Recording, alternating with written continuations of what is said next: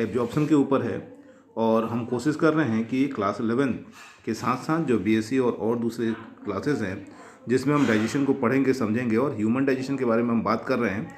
यहाँ पे बात इस बात पे फोकस कर रहा है कि हम डाइजेशन को इस हिसाब से पढ़ें कि जो 10+2 के बाद हम नेट और दूसरे बीएससी के एग्जाम्स देते हैं उसके सारे क्वेश्चंस अप्रोक्स सारे क्वेश्चन सॉल्व हो जाएं नेट में।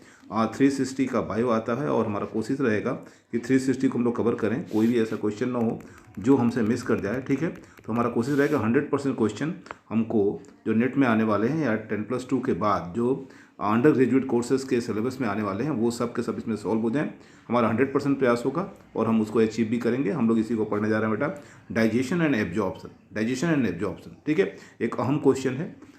1900 हमने बात कर रहे हैं कि 2021 में जो नेट एग्ज़ाम हुआ है उससे डाइजेशन से केवल 3 क्वेश्चन पूछे गए हैं। आप इसको ध्यान रखिए, बहुत ही इसेंशियल, बहुत ही इंपॉर्टेंट चैप्टर है। इसको हम स्टार्ट कर रहे हैं। ठीक है बेटा, यहाँ पे डाइजेशन लिखा हुआ है। सबसे पहले क्या होगा कि डाइजेशन का आप जो डेफिनेशन होगा वो होगा, यहाँ लिखा हुआ है the sum total of processes by which living organism obtain their substance which are necessary for growth and maintenance। याद रखो बेटा, वो सारा का सारा प्रोसेस जिसके थ्रू लिविंग ऑर्गेनिज्म जो है, ठीक है, जिसके थ्रू लिविंग ऑर्गेनिज्म जो है उन सब चीज़ों को ऑब्टेन करता है, उन सब चीज़ों को ऑब्टेन करता है जो ज़रूरी होते हैं। किस काम को ज़रूरी होते हैं बेटा? तो देयर ग्रोथ, उनके ग्रोथ के लिए ज़रूरी होते हैं, मेंटेनेंस के लिए ज़रूरी होते हैं, एज वेल एज एनर्जी की रिक्वायरमेंट को पूरा करने के लिए ज़रूरी होते हैं। ये 3 चीज़ों को फोकस करो बेटा, ग्रोथ, मेंटेनेंस और एनर्जी की रिक्वायरमेंट को पूरा करने के लिए बहुत ही इंपॉर्टेंट होते हैं 2 सब्सटेंसेस। याद रखो बेटा, 2 substances is known as nutrition. हम उन सब्सटेंसेस को हम लोग न्यूट्रिशन बोलते हैं। तो जो डिफिनेशन है यहाँ से यहाँ तक कवर हो रहा है, क्या बताने का प्रयास कर रहा है? बताने का प्रयास कर रहा है कि वो सारे टोटल प्रोसेसेस जिसके थ्रू कोई भी ऑर्गेनिज्म क्या ऑब्टेन कर ले रहा है, तो इन प्रोसेस के लिए यानी ग्रोथ, मेंटेनेंस और एनर्जी की रिक्वायरमेंट को पूरा करने वाले सब्सटेंस को ऑब्टेन कर ले रहा है। ठीक है, आगे बढ़ रहा है कि what is taken to supply, याद रखो, what is taken to supply the necessary of nutritive element. ठीक है बेटा, what is taken to supply the necessary nutritive element is called food. ठीक है, जो कुछ भी हम लोग को जो सब्सटेंस हमें इन सारी चीज़ों को पहुंचाता है, देता है, ठीक है, यानी न्यूट्रिशन प्रोवाइड करता है, यानी हम जो मील लेते हैं उसे हम लोग फूड कहते हैं बेटा, जिससे भी हमारे ग्रोथ, मेंटेनेंस और एनर्जी की रिक्वायरमेंट को पूरा करने वाली सप्लाई मिलती है उसे हम लोग फूड कहते हैं। अब बात आगे कर रहा है कि फूड के डेफिनेशन के बारे में बात बोल रहा है। The chemical substance present in food are called nutrient. फिर याद रखो बेटा, जो हमने फूड लिया है उसमें जो केमिकल सब्सटेंस है उसको हम लोग क्या बोल देते हैं? न्यूट्रिएंट बोल देते हैं। ये सारे न्यूट्रिएंट क्या काम करने वाले हैं? याद रखो, ये ग्रोथ और मेंटेनेंस और तीसरा क्या है? एनर्जी की रिक्वायरमेंट को पूरा करने वाले हैं। तो इनका काम यही होगा।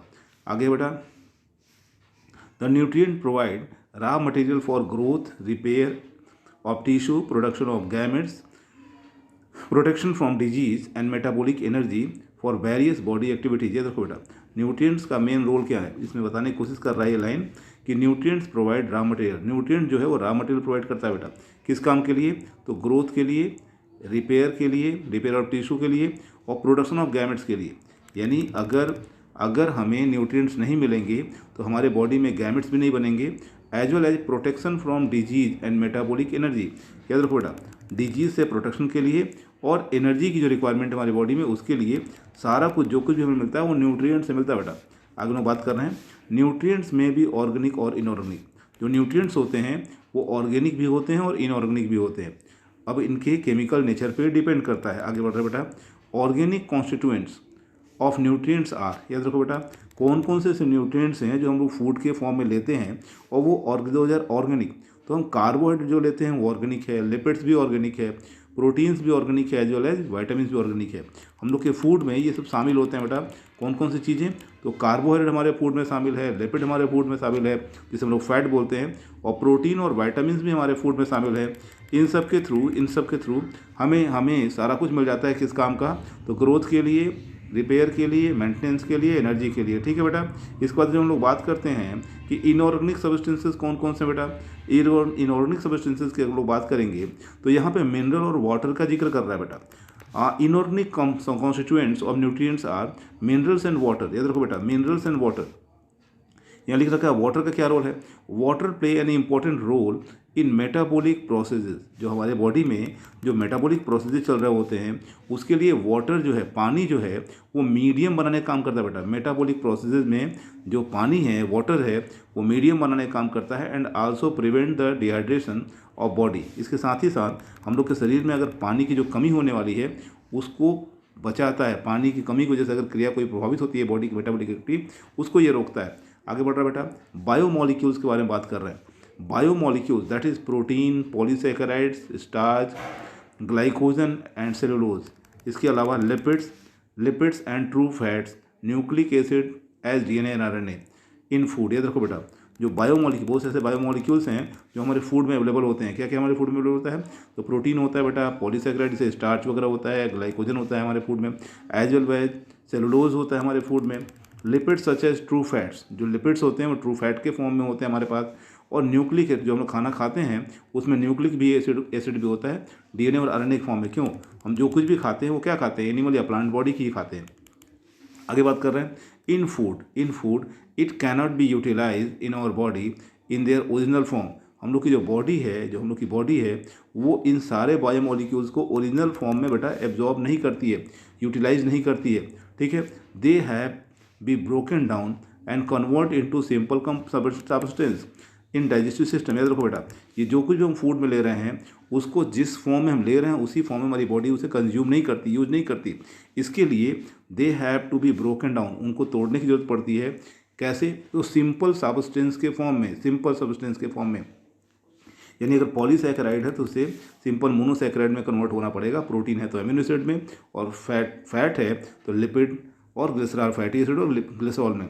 This process of conversion of complex food, याद रखो बेटा, यहाँ लिखा हुआ है this process of conversion of complex food substance into simple absorbable form is called digestion. याद रखो बेटा, जितने भी हम फूड सब्सटेंस यूज कर रहे हैं खाने के लिए, जो कुछ भी ले रहे हैं उनको सिंपल फॉर्म में कन्वर्ट कर देना, और ऐसा कर देना कि सेल्स उसे एब्जॉर्ब कर सकें। This it is known as digestion. इस प्रोसेस को हम लोग डाइजेशन बोलते हैं। Digestion carried out by our digestive system and by mechanical and biochemical method. याद रखो बेटा, डाइजेशन का जो प्रोसेस है हम लोग के डाइजेस्टिव सिस्टम के थ्रू कंप्लीट होता है बेटा। हम लोग के पास एक specialize highly complex digestive system है जिसके थ्रू हमारे बॉडी में डाइजेशन का प्रोसेस कंप्लीट होता है। ठीक है बेटा, आगे हम लोग पढ़ रहे हैं digestive system. Human digestive system consist of 2 main parts. याद रखो बेटा, जब ह्यूमन मनुष्य का डाइजेस्टिव सिस्टम की हम लोग बात करते हैं तो इट कंसिस्ट 2 मेन पार्ट, 2 हिस्सा होता है, जैसा कि हम लोग पिछले क्लासों में पढ़ते चले आए हैं। कौन कौन सा भाग होता है? तो हम बात कर रहे हैं एलिमेंट्री कैनाल का या गट का, और बात कर रहे हैं डाइजेस्टिव ग्लैंड का। हमारे पास एलिमेंट्री कैनाल है और हमारे पास डाइजेस्टिव ग्लैंड्स हैं। फिर यहाँ पे स्टार्ट कर रहा है एलिमेंट्री कैनाल को। ठीक है बेटा, यहाँ लिखा है it comprises the following parts. याद रखो बेटा, हम लोग का जो एलिमेंट्री कैनाल है उसमें कई पार्ट्स होते हैं और स्टेप वाइज ये बताने का प्रयास कर रहा है नोट्स। यहाँ फर्स्ट पार्ट है हमारा mouth is horizontal transverse slit. हम लोग का ह्यूमन का जो माउथ है वो एक हॉरिजेंटल क्षैतिज दरार है बेटा, क्षैतिज दरार है। अपर्चर है which is surrounded by upper and lower lips. हम लोग का जो माउथ है वो दोनों ऊपर और नीचे की ओर से अपर और लोअर लिप से घिरा हुआ है, ऊपरी होठ और निचले होठ से घिरा हुआ है। और माउथ जो है पीछे की ओर बक्कल कैविटी में खुल जाता है बेटा, बक्कल कैविटी या oral cavity. The mouth leads to buccal cavity with divided into 2 parts. याद रखो बेटा, हम लोग का जो माउथ है वो बक्कल कैविटी के पीछे की ओर खुलता है और यह 2 भाग में बटा होता है। हम लोग बात कर रहे हैं 2 भाग बटा होता है। कौन कौन सा भाग? तो एक पार्ट इसका है जिसे बोलते हैं हम लोग बक्कल वेस्टिबल, और दूसरा पार्ट जो है इसे बोलते हैं मेन ओरल कैविटी या बक्कल कैविटी। याद रखो बेटा, it is a slit like space bounded externally by lip and cheek. याद रखो बेटा, it is a slit like space bounded externally, बाहर से घिरा होता है ये किसके द्वारा? तो होठों के द्वारा और गाल के द्वारा, एंड इंटरनली बाई गम्स, और अंदर की ओर बटा होता है मसूड़े और टीथ के द्वारा। ठीक है बेटा, उन दोनों के बीच के हिस्से की बात कर रहा है। ये बक्कल वेस्टिबल बोल रहा है कि ये एक दरारनुमा हिस्सा है। कहाँ कहाँ होता है? तो सबसे बाहर की ओर ये लिप और चिक के द्वारा, और अंदर की ओर गम और टीथ के द्वारा। ठीक है, इसके बाहर का हिस्सा मेन ओरल कैविटी की हम बात करें, it is the inner portion of oral cavity. याद रखो बेटा, ओरल कैविटी का ये भीतरी भाग है which line by stratified squamous epithelium. याद रखो बेटा, बक्कल कैविटी की हम बात करेंगे तो ये इंपॉर्टेंट क्वेश्चन लिख रखा हुआ है कि it is inners portion of oral cavity, oral cavity का भीतरी भाग है और इसकी जो दीवार होगी उस पर स्क्वेमस एपिथेलियम की परत चढ़ी होती है। आगे हम लोग बढ़ते हैं बेटा। इसके बाद अगला हिस्सा है जो पैलेट, ठीक है। अगर बक्कल कैविटी की बात करेंगे तो बक्कल कैविटी का जो छत होता है, the roof of oral cavity या buccal cavity is called palate. याद रखो बेटा, जो बक्कल कैविटी का छत है उसको पैलेट कहा जाता है।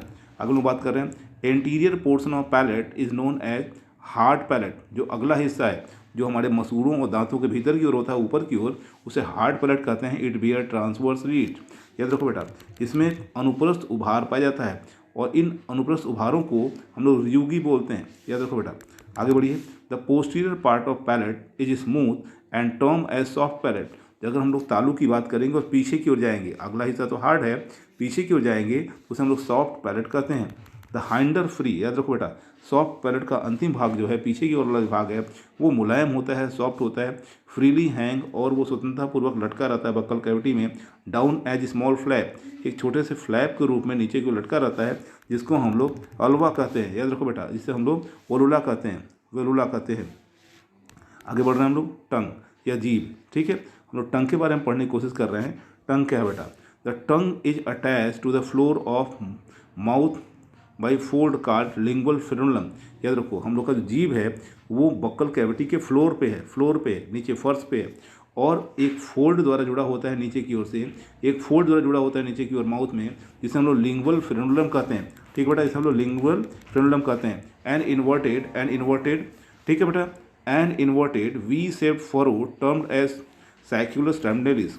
याद रखो बेटा, पीछे की ओर एक वी आकार का एक फोरो मौजूद है जिसे हम लोग सैक्यूलस टर्मिनलिस बोलते हैं।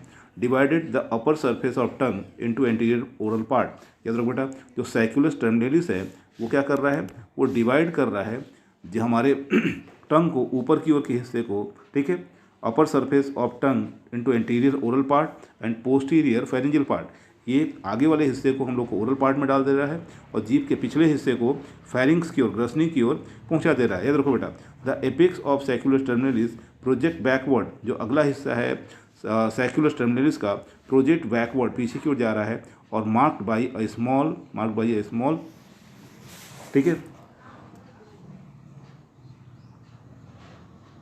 स्मॉल पार्ट, ठीक है बेटा। इसको हम लोग स्मॉल मीडियम पिट, एक छोटे से मीडियम पिट द्वारा बढ़ जाता है, जिसे हम लोग फोरामेन सीकम कहते हैं बेटा। ठीक है, वो हिस्सा कट गया है, इसको ध्यान देखिएगा आप लोग, जिसे हम लोग फोरामेन सीकम कहते हैं बेटा। ठीक है, इसके आगे का हिस्सा अगले वीडियो में आप लोग को मिल जाएगा। ठीक बेटा, ध्यान से इसको पढ़िए और देखिए। अगर 360 लाना है तो लाइन बाई लाइन मेरे साथ पढ़ना जरूरी है आपको।